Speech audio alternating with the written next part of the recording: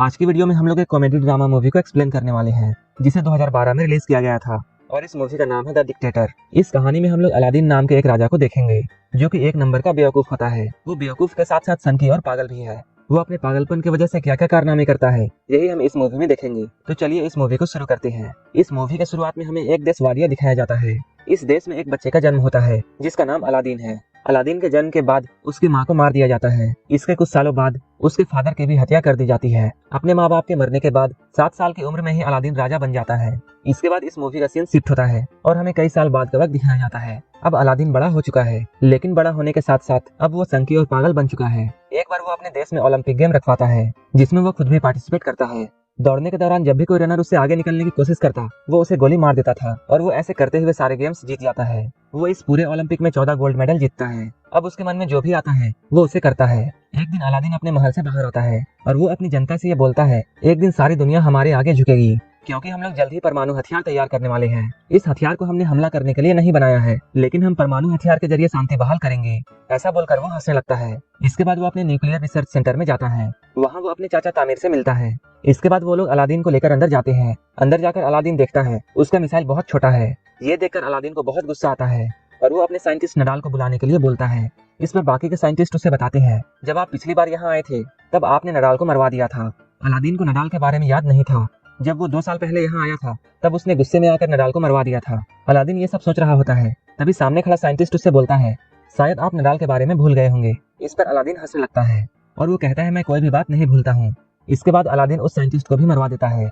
इसके बाद अलादीन अपने महल में वापस आता है। यहाँ हम देखते हैं अलादीन की पर्सनल सिक्योरिटी में सिर्फ लड़कियां होती हैं।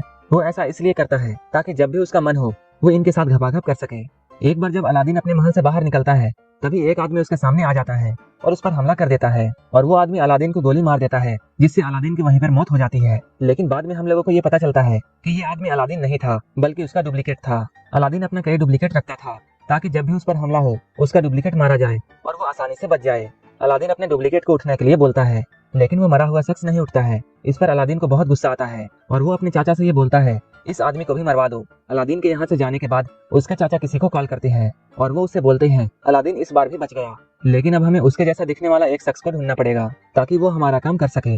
यहाँ पर हम लोगों को ये पता चलता है अलादीन को उसके चाचा ही मरवाना चाहते हैं ताकि इस पूरे सल्तनत पर उनका कब्जा हो जाए।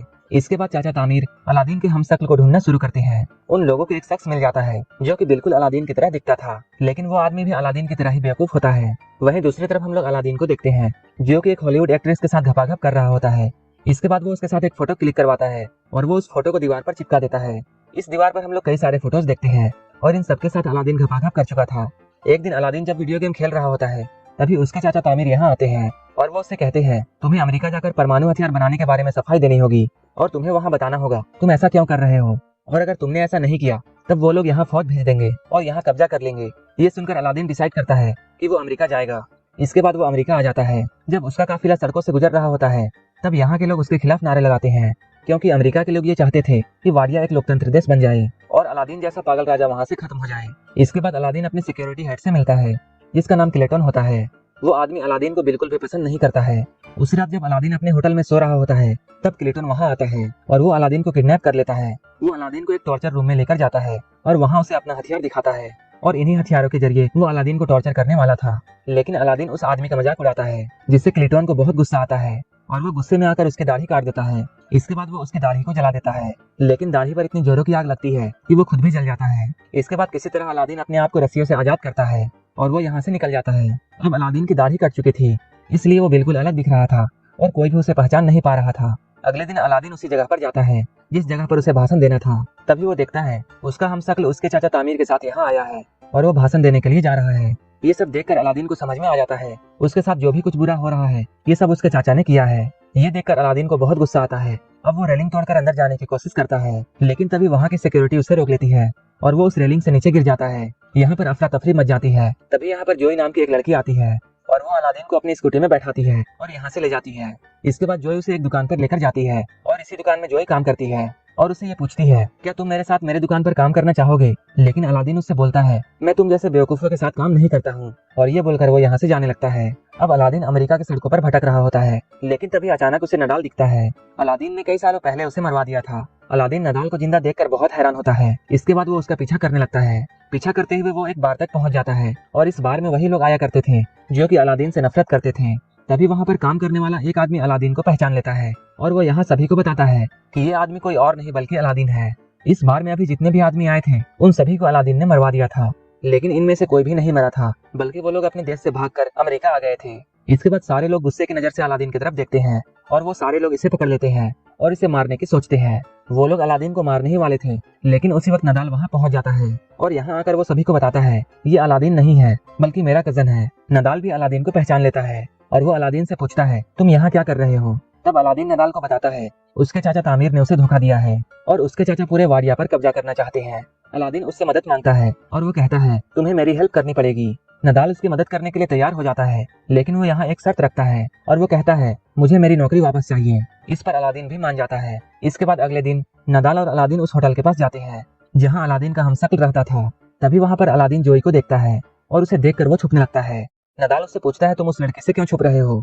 अलादीन उससे कहता है मुझे वो लड़की पसंद नहीं है। तब नदाल अलादीन को समझाता है अगर तुम्हारी जान पहचान उस लड़की से अच्छी है तब हम लोग इस होटल में आसानी से घुस सकते हैं। इसके बाद अलादीन फिर से जोई के पास जाता है और उसकी शॉप में काम करने लगता है, लेकिन वो यहाँ अच्छे से काम नहीं करता है। तभी अलादीन के पास नदाल का कॉल आता है और वो इसे बताता है उसने सारा प्लान तैयार कर लिया है। वो उससे कहता है हम लोग कैंटीन के बहाने होटल के अंदर जाएंगे। इसके बाद हम लोग नकली अलादीन को वहाँ से हटा देंगे और असली अलादीन यानी तुम्हें वहाँ भेज देंगे।